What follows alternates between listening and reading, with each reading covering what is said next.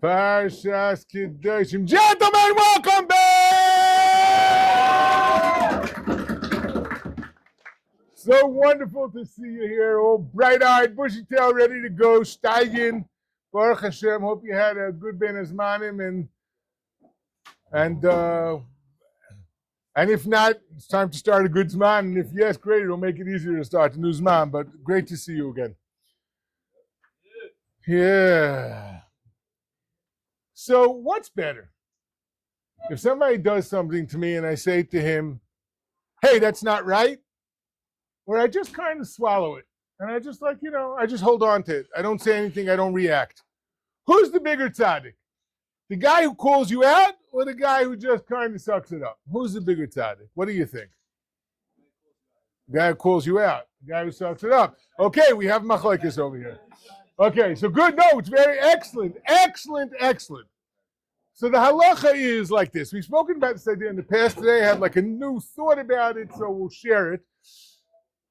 The pasuk says, do not hate your friend in your heart.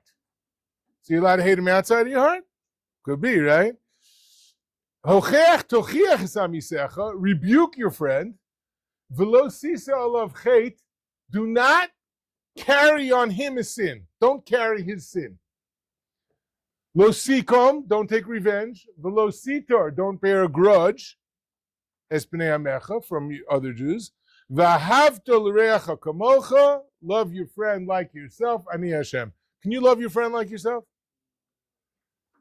So there are a couple of places where the Torah tells us that it happened.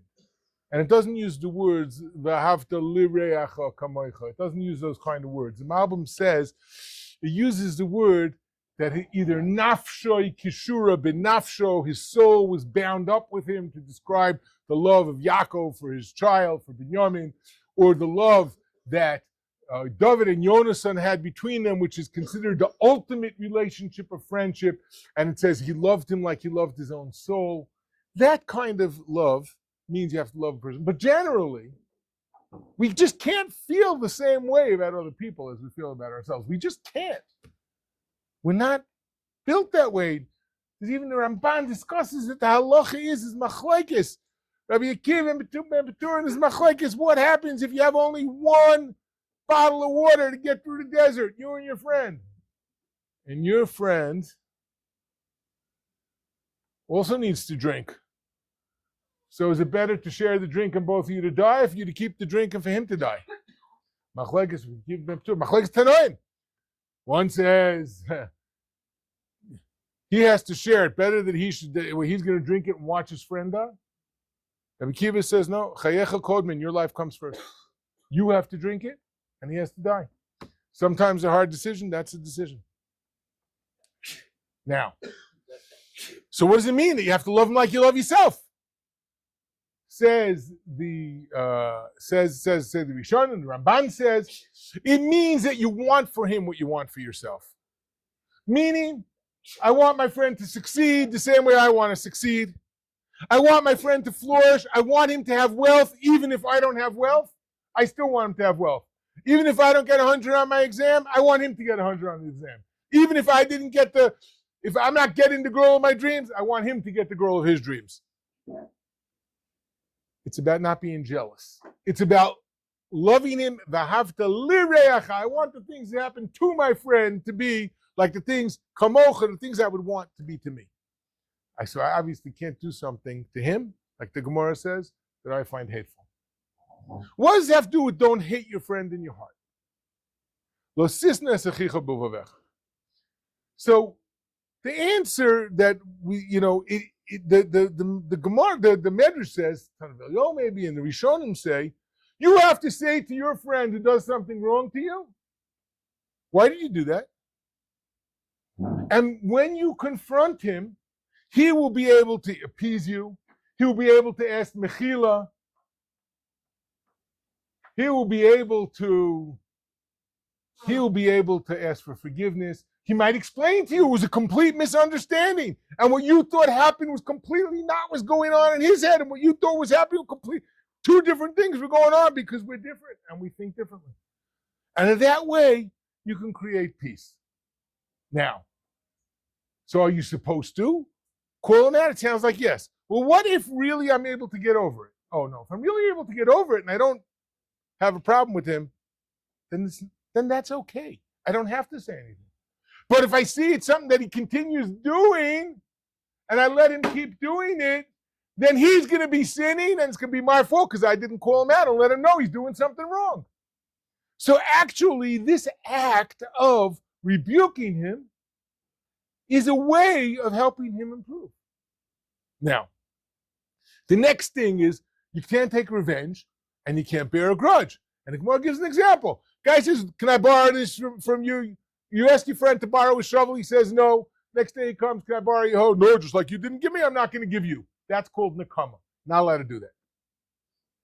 Next thing is lo sitor. Don't guard your grudge. What does that mean? Guy says to you, yeah, you say to him, can I borrow your shovel? No, next day it comes to you, can I borrow a hoe? You said, yeah, here it is. You see, I'm not like you. I'm a good guy. You see, I'm not like you. So, no, that's also not there. Lo sitor. Not allowed to do that. 1 second, you're supposed to call the guy out or not call the guy out. So, there's really an entire, right? We have like a little bit of a question here. Are you supposed to call a guy out or not call a guy out? A little bit of a question. It needs a little sharpening to distinguish. 1 second, when you do give him the shovel, and you're being such a tzaddik and you're giving it to him, and you called him out, that's not okay. But on the other hand, it says you're supposed to call him out. So what's going on? So it could be to sharpen this idea a little bit. Let's just read the psukim as a flow. Lo sisnes achicha b'uvavecha. Don't hate your friend in your heart. Hochech tochias esa misecha. Rebuke him. V'lo sisa olav chet, you won't carry his avera. Lo sikom v'lo sita. 1 second. When you rebuke him, what's happening? Are you trying to get nekama? Are you trying to get him back? You trying to call him out because you're angry at him? Lo sita, I'm going to do it for you. But it's because I'm a good guy. You're still a punk. If that's what's going on, you know what's happening? You're just keeping the fight alive, but you're doing a mitzvah because you're a tzaddik. No. V'ahavta l'reacha kamocha. When I call the guy out, my intention has to be I want to get back to a place. I fear God. I want v'ahavta l'reacha kamocha. I want to be in a place where I only wish you well, where I'm not bearing a grudge. So when can you call a person out? You could call a person out, because if you just say, why'd you do that? Why'd you do that? Yeah. What's the motivation? Is the motivation to get back to v'ahavta l'reacha kamocha, to get back to a friendship where we all want to be together on the same team? Then that could work. Don't hold the anger in your heart. Rebuke him for what he did without wanting to take revenge, without bearing a grudge, in order that there could be v'ahavta l'reacha kamocha. And the Mepharshim bring this Yerushalmi.